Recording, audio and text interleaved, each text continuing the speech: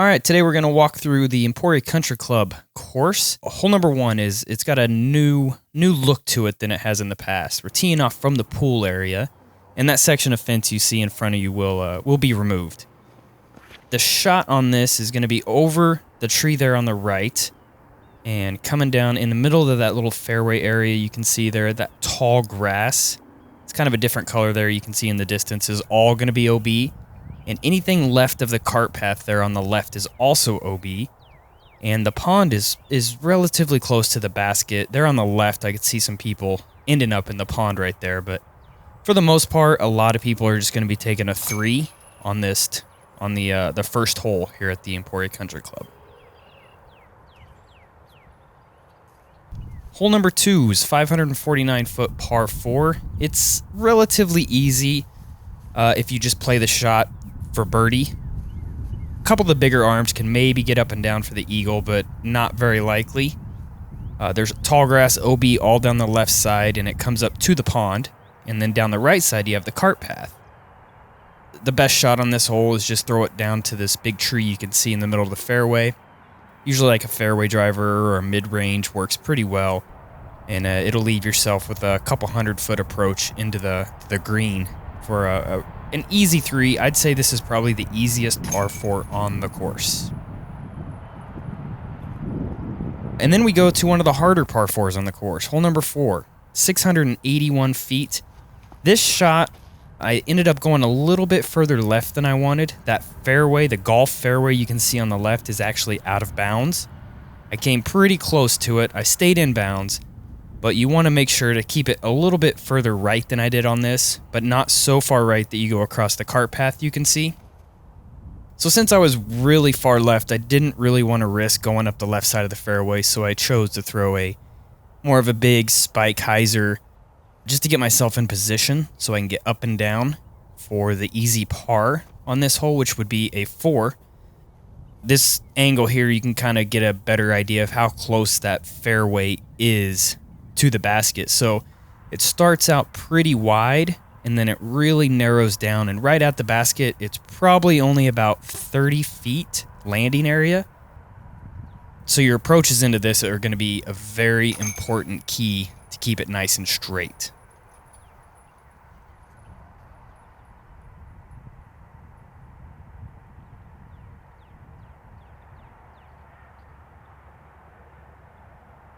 All right, hole number 4 is 324 feet, par 3. This is going to be the hole you're going to want to birdie. There's a cart path there right in front of you that you got to clear off the tee.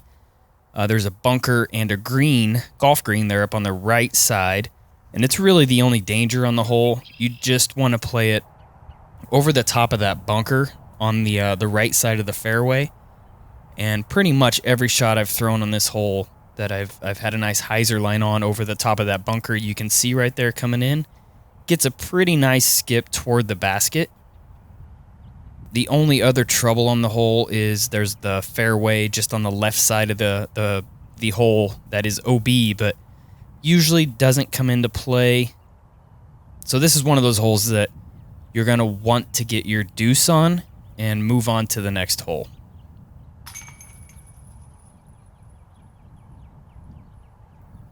Hole number 5, pretty difficult hole. The tee shot is the most important shot on this hole. That tree you see right in the middle that my disc was flying towards it's in a little bit of an island that's safe, but the fairway all down the right side is out of bounds. So the shot here, this is a good view of the fairway you can see, and there's the tree that you can kind of see how it's in bounds, and all the yellow grass there will be out of bounds. So the shot here is throw it right at that tree and let it hyzer down. Most of my shots on this hole will land right down there in the gully. The gully's safe. The only OB on the left side is the cart path and beyond. So it's not a bad play to play it out a little bit further left, and it gives you a nice little window uphill, about 280, 300 feet up this hill for your approach into the green, the basket green. And the only OB long, it's probably about 60 feet past the basket, so the long OB doesn't usually come into play. Most people, if they do go out of bounds on this hole, it's in the fairway on the right side. And that is one of the worst places to miss, because if you happen to miss on the right side, you're looking at a 5 because you have to take your OB stroke from so far back. So the key on this hole is to make sure you get inbounds. Hole number 6 is a pretty long par 3. It's 580 feet downhill. Not a lot of trouble. The road on the right, the cart path way left. The fairway on this hole is actually inbounds. The shot here is just a big flex shot. There's a lot more elevation on the hole than it shows, so you can get a pretty good rip off on this hole. Some of the bigger arms will probably be getting a deuce looks at the hole. This particular drive is one of the longest drives I've ever had on the hole, and if I get this close, I'm just really looking to give it a decent look. And if you miss, don't go too far. Just get your par and move on. Those bushes you can see on the right are pretty thick, and they can be a challenge to get out of if you land inside them. Hole 7, 386 feet, slightly downhill, par 3. The road is on the right. There's a really thick bush just past it, and a golf green on the left. So what I like to do here is throw a fairway driver out to the right side, then a little bit of a hyzer line, and let it skip up there. The basket sits on a bit of a mound, so if you go too far past it, it can make for a difficult comeback putt. And that particular putt that I had, if I had missed, I land in that bush, and it's a really low ceiling bush, so it can be difficult to get out of.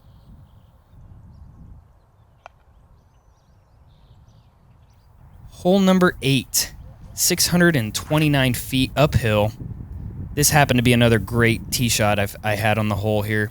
The fairway you can see on the left is all out of bounds, so you want to flex one or play the hyzer around the tree there in the middle of the fairway. The tree line on the right side, the cedars you can see there in the distance, that will all be out of bounds. The trees will be out of bounds, and the fairway you can see right here in the bottom of the screen will be out of bounds as well. So the tee shot here, you just want to play either a flex shot or a big hyzer out to the middle of the fairway and give yourself a nice open look into the green to get yourself the easy 3. Keep it in bounds, and you should play this hole pretty well. Moving on to hole 9, 430 feet, pretty difficult shot. The shot here is something stable, flat, right down the cart path. Anything cart path and beyond to the right is out of bounds. Fairway left is out of bounds. I've seen a lot of people on this hole. This is a good look at the fairway, at the cart path going down. I've seen a lot of people throw and turn something over, not quite stable enough, and it doesn't quite come back, so they stay out of bounds the whole way. So pretty much going to have to re-tee if you don't throw something stable enough.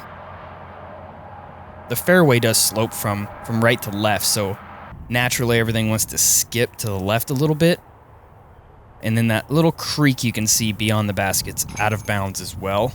So it's a pretty difficult par 3. For me, it's a bonus if I get it. Hole 10, 402 feet. That bunker, you can see everything right of that bunker is out of bounds. Pretty easy shot. You don't want to come up short left where that willow tree hangs. So if you catch some of those branches and fall, it can be a pretty difficult approach into the green. The cart path on the left is out of bounds, and it sits about 25 feet from the pin. So if you throw something on a sharp edge and it skips a lot, there's a chance you're going to skip out of bounds left on this hole.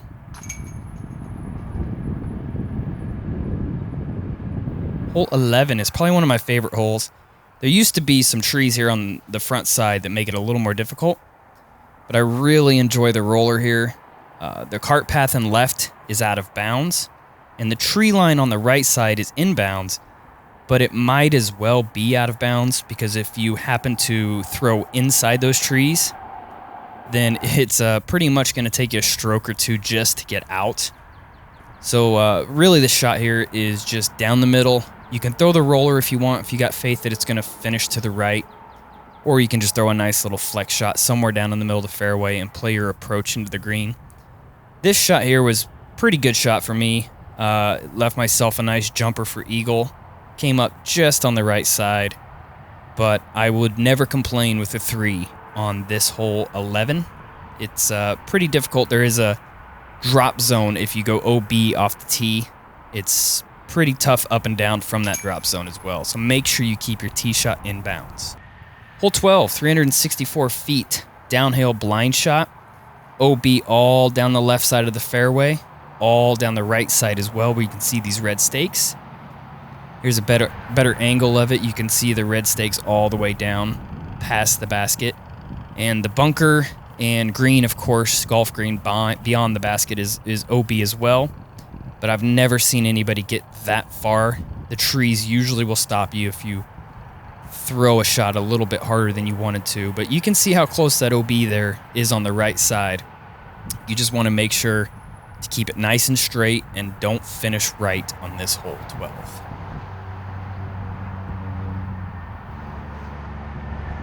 Hole 13, 371 feet uphill, par 3. You got to be very risky on this hole if you want to get the birdie. This shot here is a very difficult shot to throw. That tree line you can see all down the left side. The cedars are all out of bounds as well. Cart path and beyond on the right side is out of bounds. If you want to get a birdie on this hole, you have to get as close to that OB down the right side. A lot of people will play an overstable driver down the right side of the cart path and actually skip out of bounds into inbounds, such as I did here, to give yourself an easier look at the two, and you can get a good idea of how close that basket is to the cart path. Hole 14, 766 feet, par 4, probably one of the more difficult par 4s as well. The tee shot is downhill, sloping from right to left, and that cart path and beyond is OB, and the property line on the right side is OB. So the tee shot here, you really want to be as far down the fairway as possible on the left side. This tee shot was pretty good. If I landed in this position every time I played the hole, I'd be very happy. Close to the OB on the left, but got a pretty good look at the approach. I left it quite a bit shorter than I wanted, but the reason is that wall you can see there in front of the golf green, anything past that and left is out of bounds. So it makes for a little, island almost green that you're throwing into with the golf green on the left, the wall, and the fence on the right side of the basket, all out of bounds. Left my putt just a little bit high for the birdie, but a 4 on this hole 14 will not kill you. A 3 is going to be a bonus for the most part, and you'll probably be making strokes on the field. Hole 15 plays as an island. It's 426 feet, slightly downhill. The fairway you can see there on the right side is all out of bounds, and the cart path and beyond on the left side is out of bounds. Your tee shot must come into bounds off the tee. If not, you go to the drop zone, which I am walking across right now with a stroke penalty. And from there, it's not an easy approach. You should be able to get up and down, but it can be deceiving as far as how far it is. This hole I like to play out to the right side, let it skip in. I didn't get as much of a skip on this, but I was fortunate enough to make the putt. Moving on to one of my favorite holes in disc golf, the island hole. Now, this hole used to be number 18, but we've changed it up a little bit for course flow problems and trying to solve those issues. You can lay up. I actually had a fantastic drive here, probably one of the better drives I've ever had on this hole. I hit the pole. It's 365 feet. You can play it off to the right side and lay up to be safe, and then throw your shot into the green, or you can go for the green, and if you happen to go OB, there is a drop zone that plays about 60 feet or so. So my shot on this hole is just go for the green, and if I miss, take my 4 and move on. Hole 17 is probably the hardest hole on the course. It is a 850-foot par 5. A lot of people will throw the big hyzer on this hole. I like the flex shot down the middle because everything left on that tree line is OB, and the fairway on the right is all out of bounds, making this hole very, very difficult. Here's a better look at our fairway that we'll be throwing down. Just left of me, about 20 feet, you can kind of see that tree line where the cedars run. That is all out of bounds. This hole plays as like a big number 7 as far as the layout. It's a big dog leg to the left. And right here where I am is about as far down the fairway as I can get. And then there's a birdhouse there on the corner for reference that you really want to be able to throw over the top of.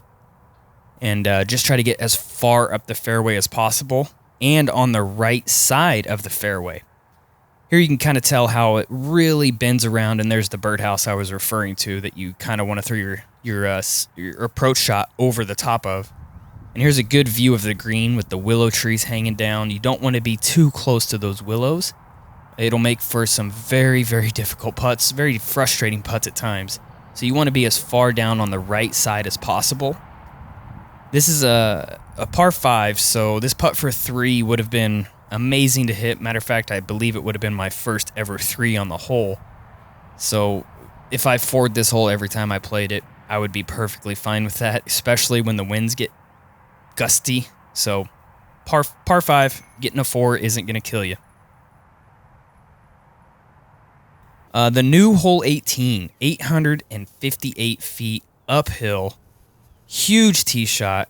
You have to. It basically plays like old number 1 backwards, only from across the water. You have to clear that cart path right there in front of you in order to stay in bounds. And if you don't clear the cart path that you can see here, there's a little flag I'm walking past right now. That'll be the drop zone. If you don't come in bounds, you have to take a stroke penalty and go to the drop zone. And from there, at best, you're going to take as a 5. My tee shot landed up to the right. I tried to split the gap here. I clipped the tree up closer to the basket. Had it been just about 20, 30 feet right of my shot, it would have been probably skipping up to the basket parked. But here's a good look at the water. It slopes down to the right, so it'll naturally funnel that way. There's a golf green up to the left that you can see that's out of bounds. And this green on the golf hole is very difficult. You can see I got a little bit of a roll there. The picture doesn't really do justice of how far left to right that this fairway slopes. And that tree line on the right side is actually all out of bounds. So just getting your 4 on this hole is going to be a good job. 3s are going to be a bonus.